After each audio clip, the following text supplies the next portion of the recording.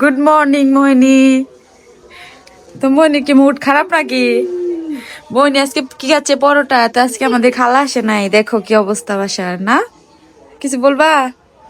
গ্যাংচাইরা bye bye. মোহিনীর একটু খেপায় দিছি guys. আর আরেকজন যে তার মাম্মাম চলে গেছে, এই জন্য কান্না করছে। কিভাবে চলে গেল? আরেকজন পার্টি করছে রাতে 4টা পর্যন্ত, এই যে ড্রয়িং রুমে শুয়ে আছে। আর আমাদের বাসা একদম এলোমেলো, কারণ আমরা হচ্ছে খুব শীঘ্রই বাসা চেঞ্জ করতেছি, এখন কোনো গোছানো হচ্ছে না। আর অনেক বেশি,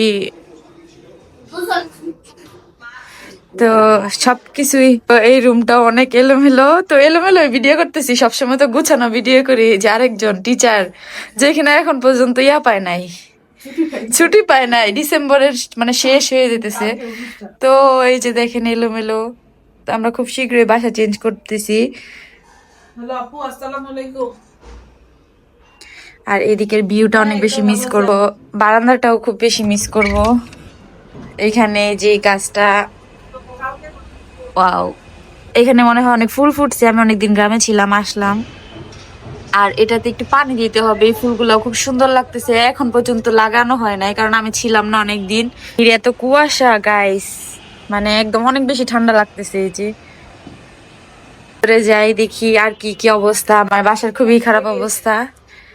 মেহেরি কিনছে না, খুবই খারাপ অবস্থা। এইখানে যে বানি, আর এদিকে মায়া ঘুমাচ্ছে। না এটা তো ফ্লোরা, ফ্লোরা। ও না, এটা কি মায়া না ফ্লোরা?